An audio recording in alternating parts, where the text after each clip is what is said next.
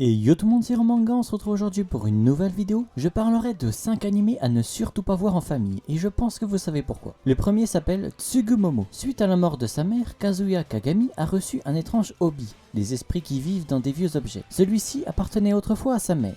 Un jour, alors qu'il se fait attaquer par un étrange monstre, à l'école, une jeune fille du nom de Kiriya sort de l'hobby et terrassa le monstre. Suite à cet incident, Kiriya décide de vivre sous le même toit que Kazuya pour le protéger des dangers qu'il pourrait rencontrer et des potentiels autres monstres. Au fur et à mesure, de plus en plus de personnes commencent à s'immiscer dans la vie privée de Kazuya. Beaucoup de situations ecchi, surtout entre Kazuya et Kiriya qui dormiront ensemble dans le même lit. Il y a aussi la sœur de Kazuya qui a un drôle de fantasme sur son frère, mais bon, à force de voir des animés, ça me surprend plus. Des scènes de bain sont également à prévoir avec de plus en plus de filles, avec une Kiriya toujours attirée par Kazuya et ne peut pas s'empêcher de le tripoter.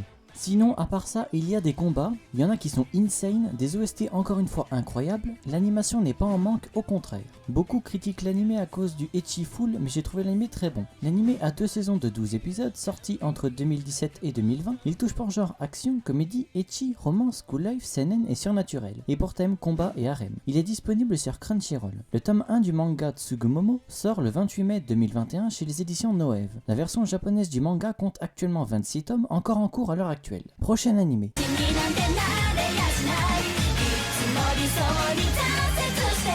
Peter Grill to Kenja no Jikan. Peter Grill est connu à travers le monde comme étant le guerrier le plus puissant. Il essaie de se rapprocher d'une personne avec qui il est fiancé. En bref, la vie est belle pour lui. Un jour, des femmes de toute race, ogresses, elfes et j'en passe, se battront pour avoir sa semence. Oui, vous m'avez bien compris. Ils veulent avoir des enfants avec lui pour avoir des enfants puissants. Ils useront de tous les stratagèmes pour coucher avec. Malheureusement, les femmes qui le veulent sont toutes si charmantes qu'il ne pourra pas résister. À chaque épisode, ils reviennent à la charge et l'épisode se finit au lit. À la fin de chaque épisode, Peter regrette son choix et est accablé par la tristesse car il sait qu'il est marié et qu'il trahit Luvelia, sa fiancée, qui elle a une confiance aveugle en Peter et qui pense que pour faire des bébés, il suffit de prier pour qu'un oiseau la porte. De plus en plus de filles arriveront et elle le forcera à leur faire l'amour. L'animé a 12 épisodes de 13 minutes sorti en 2020. Il touche par genre aventure, comédie, ecchi, fantasy, mature, romance et pour thème adultère, harem, monster girl. Il est disponible sur ADN. Le manga a 7 tomes encore en cours et uniquement en japonais. Aucune date de sortie en français n'a été dévoilée. Troisième animé.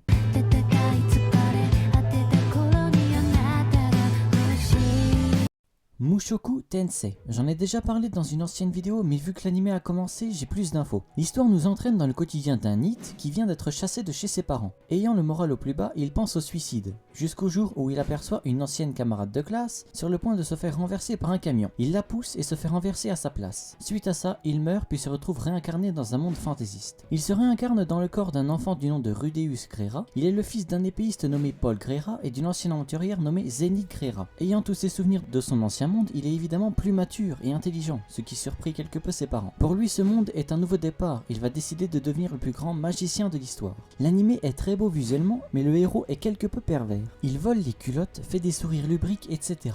Mais est très sérieux en ce qui concerne la magie. Il aura un professeur qui le lui apprendra, mais ce professeur est une fille. Il cherchera par de nombreuses occasions à voir sa culotte. Ce n'est pas tout, dans l'animé, les parents font l'amour limite tous les soirs, donc si vous voulez le regarder, mettez des écouteurs, c'est un conseil. Cet animé est le premier isekai adapté d'un light novel et non d'un manga. Et vraiment tout ce qui est animation, graphisme, c'est vraiment le plus beau que j'ai vu. Un manga est aussi sorti mais après le light novel, la même année. Il a 14 tomes encore en cours, dont 12 en France, disponibles chez Doki Doki. Et concernant le light novel, il a 24 tomes encore en cours, mais n'est pas encore disponible en France. L'anime a 11 épisodes de prévus, il est en cours actuellement, la partie 2 sortira en juillet 2021. Il touche par genre action, aventure, comédie, trame, ecchi, fantasy, romance et pour thème autre monde, harem, magie et réincarnation. Il est disponible sur Wakanim. Prochain animé.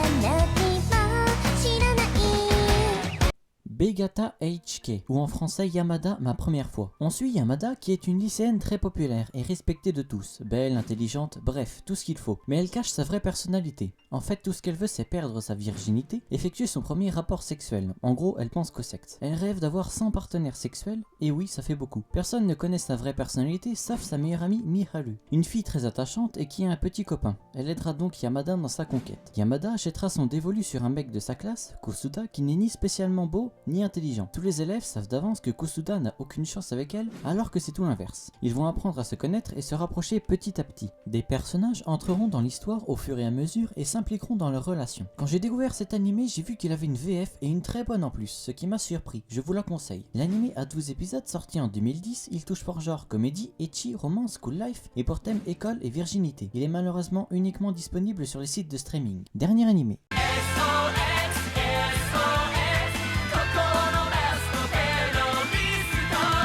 Shimoneta. L'histoire se déroule dans un monde où dire des insultes, faire des actes sexuels, provoquer des situations indécentes sont interdites.